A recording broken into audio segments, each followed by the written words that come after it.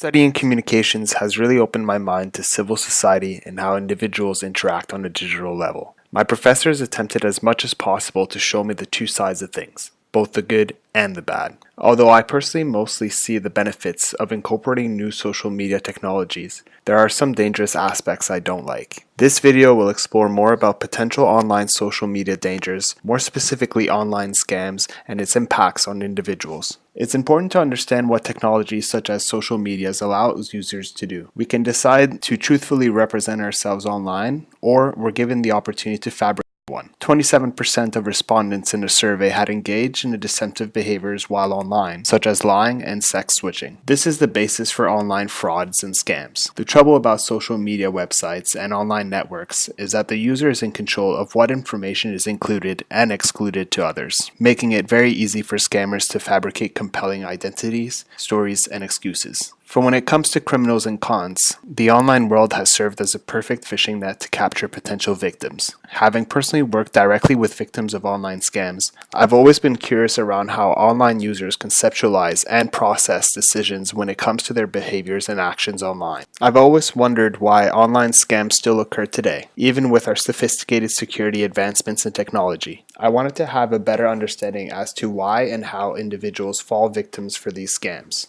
I also wanted to know the impacts of victimization and effects on society. Most online scams include the same characteristics. Criminals go online and lure potential online victims by building a trust relationship or by impersonating trusted institutions. Using pressure and coercion, victims are asked to perform actions that are usually money related, sometimes without ever meeting the other person. Here's a list of the most common scams. There are even more. Today's common types of scams include the lottery scam, where online users are asked to pay a fee for processing winnings that they are entitled to. Another common one is a love scam. It uses online chat rooms, dating websites, and classifieds to prey on love-seeking individuals by creating a false relationship over the internet. Phishing emails and phishing websites are also common. After going through some of the literature, I've gained a better understanding as to why individuals can fall for these online traps. Authors Yangbo Meng, Qingfei Ming, and Shengmeng Han explain in their article that trust and risk are important influenceable factors for users when engaging in social media. The relationship between risk and trust are simple. The more trust you can build with your potential victim, the more risk a potential victim can take in regards to self-disclosure. Online scams will take advantage of the trust piece by appearing legitimate to collect your sensitive data, or it will work on creating and managing a social relationship to ultimately take advantage of the online user trust and innocence. The authors also shed light on the psychological aspects of victims' online scams. They explain that human beings often pursue the maximization of self-interest, making online scams very interesting for those who are desperate or in need.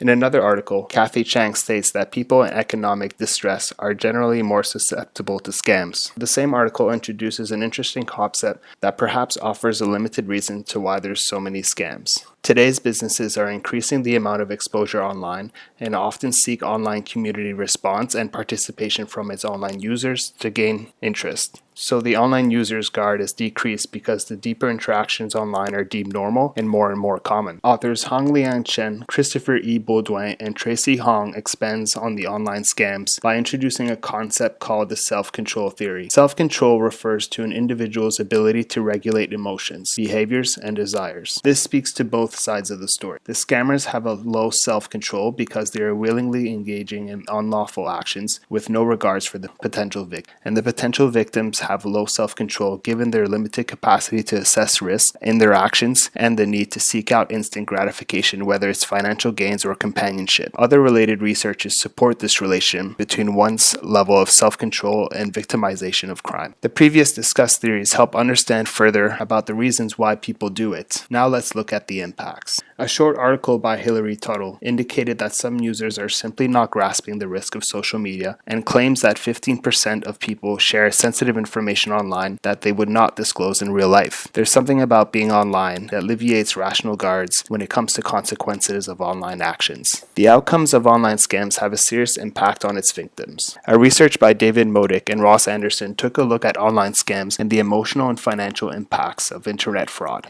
A survey suggested that different types of scams have different likelihood to work on individuals, and different types of scam have different magnitudes of emotional cost on individuals. The survey participants also consistently reported emotional impact as more severe than financial impact across all fraud types. In conclusion, online scams have more than just emotional and financial impacts. The realm of the internet is also impacted by scams and fraud activities. Internet users have become more frightful and suspicious when performing activities online. Businesses and government institutions are paying more money in order to keep up with the online security demands. My personal opinion is that society and internet users need to be better educated around these different types of fraud in order to avoid them. A major lesson is, if it's too good to be true, it probably is.